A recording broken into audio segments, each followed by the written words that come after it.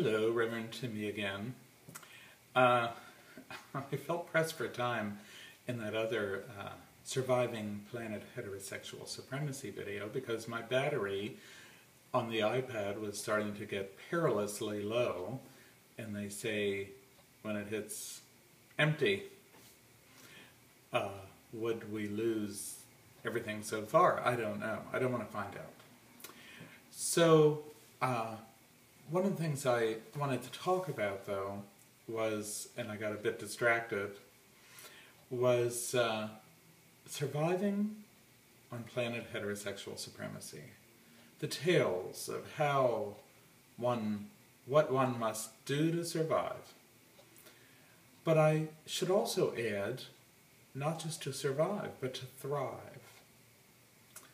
I have been fortunate to have thrived on planet heterosexual supremacy as an honest, out, open, rigorously honest, non-heterosexual since my late 20s, which was in Manhattan, though. My husband and I, when we first met, we moved right away to Manhattan from Pennsylvania, which still is. No insult to Kentucky. Kentucky might be actually a little more live and let live. But this part of Pennsylvania is very live and let live, so we like it right here. But until we have federal equality across the United States, it almost doesn't matter, even in the states where my husband and I are married, and there are now 7 of them, I think.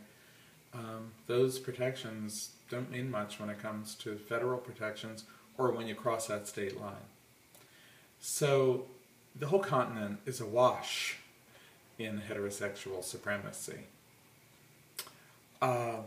So that, until the day dawns, when that's no longer the case, then how could I thrive, let alone survive? Well, it's funny how people do. I often remember looking back. I grew up in the late 1940s, early 50s, and the continent was awash, still is sadly, in white racism. But unlike heterosexism, there are now full equal protections under the law, at least. Not to say the white racists don't find ways to circumvent those laws and end up with de facto segregation in schools and just about every which way that they can get away with. But the bottom line is, there's been major progress when it comes to white racism.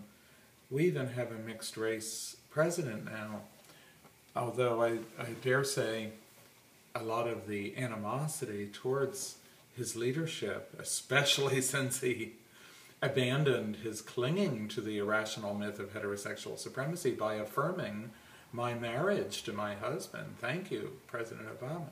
But I dare say a lot of that was probably gasoline on the fire of white racism. I think if I boil down 90% of the animosity, it would simply be white racism. This country is built on it. It's so much a part of it. We went to a civil war over it.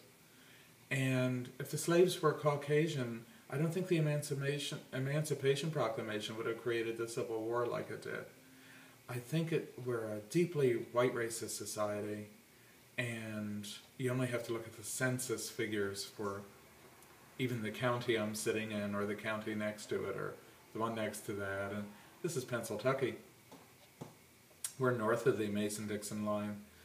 So heterosexual supremacy is, in a way though, I feel more difficult to survive these days.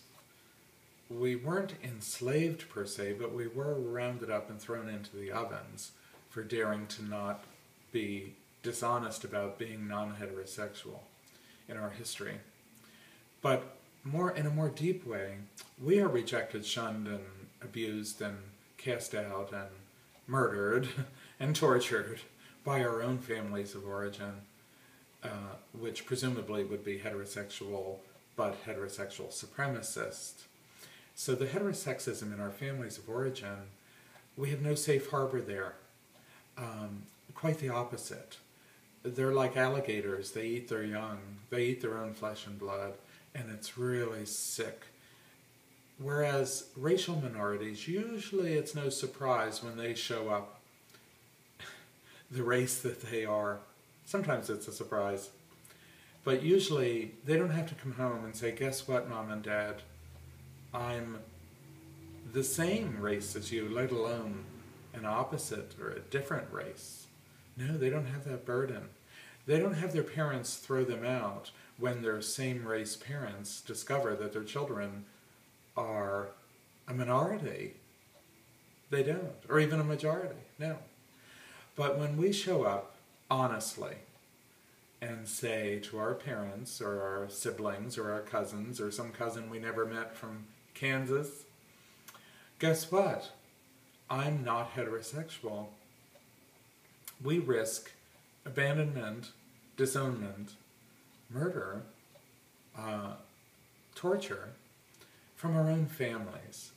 And that's pretty unique to heterosexism and heterosexual supremacy, in that your own flesh and blood will throw you to the wolves or will do worse than, I don't know, any other minority. Like if your parents are Catholic and you show up someday as a Catholic, you're not going to have a problem. But show up as a human being who dares to be honest about being non-heterosexual. Many families, look at the suicide rate among teens is so high, LGBT teens. The homelessness is so high. The It Gets Better project is making great progress here on Planet Heterosexual-Supremacy to shame the parents into abandoning their clinging to this hateful myth about their own children. It's disgusting. I don't know of any other minority that has to tolerate this.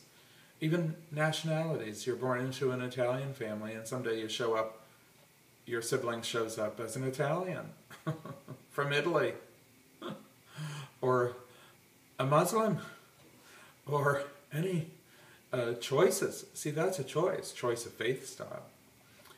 So this is unique to our tribe, and I think that's what makes Planet Heterosexual-Supremacy so challenging for young people, because they don't have the support of their families usually. They don't have the support of their churches, of their schools, of their institutions that are there, their governments, that are there to protect the least, those who are least able to protect themselves, the vulnerable, the young, the children. We're on our own. And that shows the level of intense fear, hatred, bigotry, ignorance, prejudice that is lobbied against and targeted against us by our own flesh and blood. And it doesn't go to a wedding sometime, a heterosexual wedding, and stumble across a cousin you never met from, say, Topeka, Kansas, and you could get shot because when they find out you're not a heterosexual. In this day and age, it's from your own quote family. That's why we're so damaged, I think, because we haven't had the guaranteed unconditional love of our own families from day one, the day one that we get honest. So how do we survive this?